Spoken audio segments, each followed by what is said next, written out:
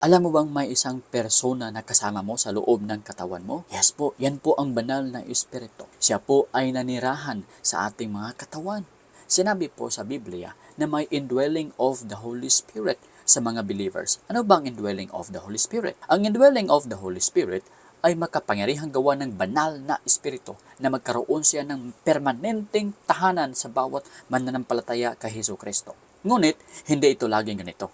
Sa Old Testament, ang Espiritu ay dumating at umalis mula sa mga banal. Binibigyan sila ng kapangyarihan para sa kanilang paglilingkod sa Panginoon. Ngunit, hindi kinakailangang manatili siya sa kanila. May mga panahon na siya ay sasama sa mga believers, may mga panahon na siya ay aalis sa mga believers. Example, si Samson. Siya ay believer ng Panginoon. May panahon na sumama sa kanya ang banal na espiritu, may panahon din na umalis sa kanya ang banal na espiritu. Sa Judges chapter 16 verse 20, akala niya na ang Diyos ay nasa kanya pa. Ngunit humiwalay na pala sa kanya ang Diyos, ang banal na espiritu, kaya nawala rin sa kanya ang kanyang kakaibang lakas. Yan po ang relasyon ng Holy Spirit at believers noong Old Testament times. Ngunit sa New Testament ay iba na.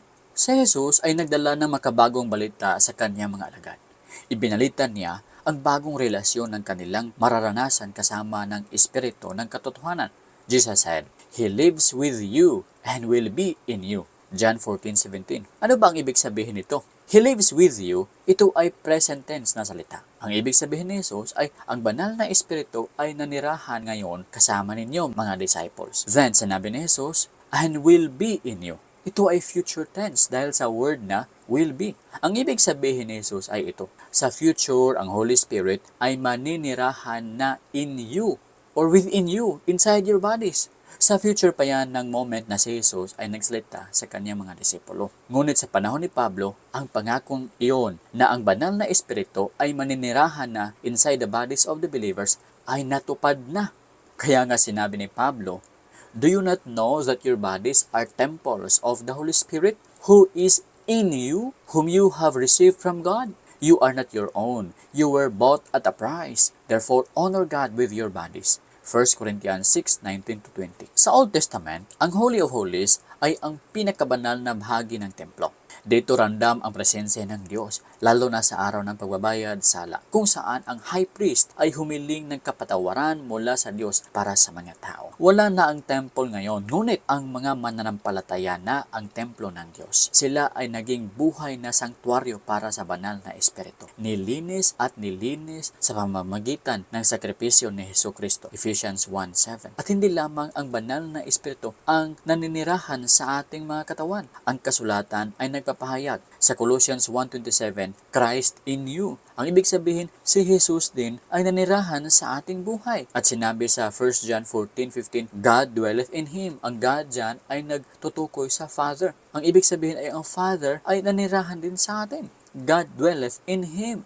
So, ang ibig sabihin, ang Trinity, Father, Son, at Holy Spirit ay naninirahan sa katawan ng isang believer. Ang ibig palang sabihin, mga kapatid, ay sa isang katawan ng tao ay naninirahan ikaw, ang Diyos, Ama, Diyos Anak, at Diyos Espiritu Santo. 4 na persona ang nandyan sa iyong katawan. Ang persona mo, ang persona ng Ama, Holy Spirit, at ng Anak. Ngunit paano ba maging tahanan ng Diyos? Paano ba maging templo ng Diyos? Paano ba papasok ang Diyos sa ating buhay? Sabi ni Jesus sa Revelation 3:20, narito, ako ay nakatayo sa pintuan at patuloy na kumakatok.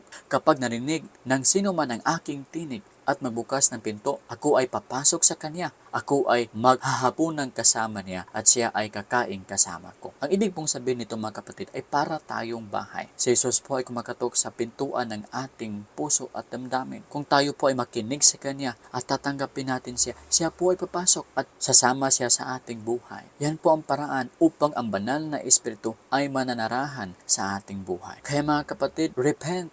Iwanan mo ang mga kasalanan mo. Babalik ka sa Diyos. Tanggapin mo si Jesus bilang iyong Diyos at tagapagligtas. At ikaw ay magiging templo ng banal na Espiritu. Papasukin mo ang banal na Espiritu sa iyong buhay. Papasukin mo si Jesus. Siya po ay kumakatok sa pintuan ng inyong puso. Pakinggan niyo siya, tanggapin niyo siya upang siya ay papasok sa inyong buhay at mananarahan sa inyong katawan. And from that day forward, ikaw ay magiging templo na ng Diyos.